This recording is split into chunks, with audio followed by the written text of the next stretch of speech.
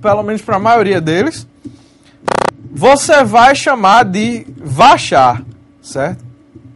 Esse tipo varchar, ele é o string.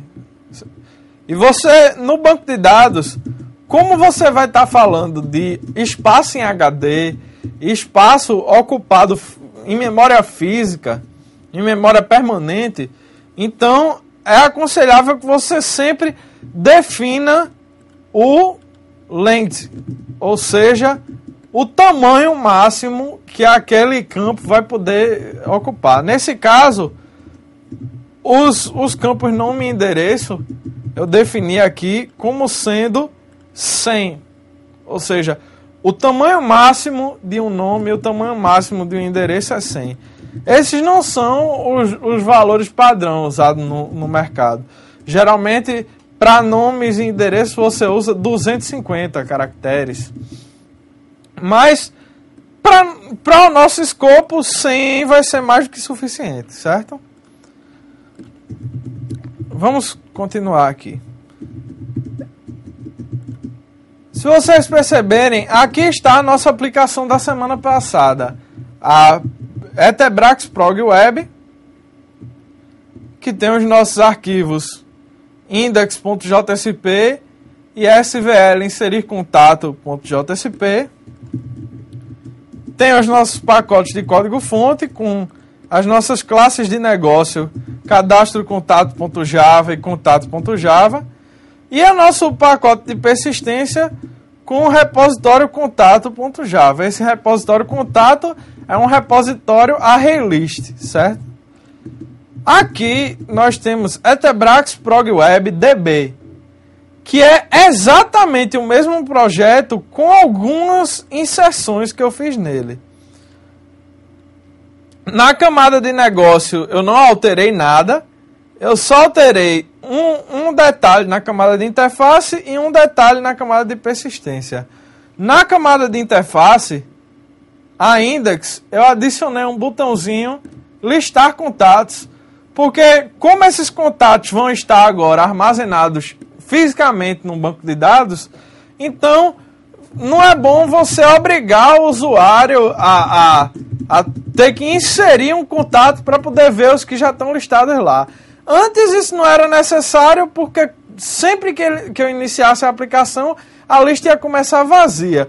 Mas como a lista não vai mais começar mais vazia, eu criei esse botãozinho e um SVL listar contatos para listar esses contatos.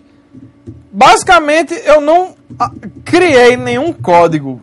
Eu só peguei a parte do inserir contato que chamava o método cadastro.listarcontatos e copiei e colei para esse novo JSP, chamando a classe cadastro contato e mandando listar contatos. Do mesmo jeito que o outro JSP já fazia, só que agora numa funçãozinha separada para que o usuário possa fazer isso sem ter que incluir um novo contato, certo? Aqui na camada de negócio não mudou absolutamente nada, A única diferença está na importação, onde agora eu não importo mais um repositório do tipo ArrayList. Eu importo um repositório do tipo DB, ou seja, banco de dados.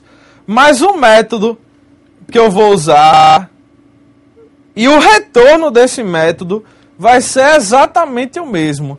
Até porque eu criei o repositório contato DB a partir do repositório contato ArrayList.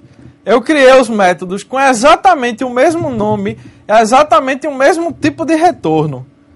Se nós olharmos aqui, nosso antigo repositório contato, que não será mais usado, e nosso repositório contato DB,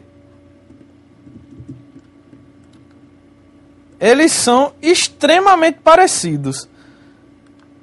Se você olhar com atenção aqui, nós temos o método incluir contato, que recebe como parâmetro um objeto C da classe contato e retorna void, ou seja, não retorna nenhum valor.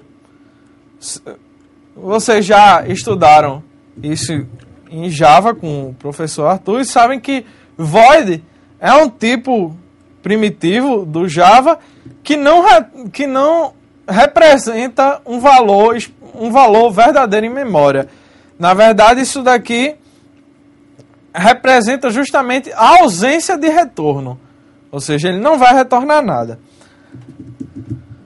E o método listar contatos aqui retornava um array list de contatos. Do mesmo jeito, no nosso repositório contato DB, eu criei um método inserir contato que recebe do mesmo jeito um objeto C da classe contato e do mesmo jeito não retorna nenhum valor. Também criei aqui um método listar contatos que não recebe parâmetros e retorna um array list exatamente igual ao nosso repositório contato. Qual vai ser a diferença aqui? Vai ser no corpo do método. Porque agora nós temos essa parte daqui onde nós vamos importar as bibliotecas do MySQL. Percebam que aqui eu tenho duas importações do pacote de comunicação do MySQL.jdbc e aí eu tenho connection e prepared statement. Connection e prepared statement são duas classes Java que pertencem ao pacote de comunicação do driver JDBC, ou seja, Java Database Connector. O pacote de conexão de banco de dados do Java para o MySQL. Esse pacote, eu importei ele aqui abaixo, em bibliotecas. Eu importei ele clicando com o botão direito em adicionar jar ou pasta. E aí, eu fui até a pasta do projeto, a pasta do próprio projeto, e importei esse arquivo aqui, MySQL Connector Java 5.0.0 beta.bin.jar. Eu baixei, inclusive, aqui a versão mais atual, MySQL Connector Java 5.0.8, mas eu ainda não mexi com ele. Ele deve ter algumas coisas aprimoradas em relação às versões anteriores, mas não deve ter nenhuma diferença em relação às classes ou os métodos que você vai utilizar, porque ele obedece a uma interface que é sempre a mesma. Entenderam? Por debaixo dos panos ele pode aprimorar uma coisinha ou outra, mas na parte que vai interessar para nós, que é a API, ou seja, os métodos que nós usamos dele, as classes que nós usamos dele, ele vai estar sempre com as mesmas nomenclaturas, nos dando sempre os mesmos tipos de serviços, certo? Então, não faz diferença a versão do driver que você usar.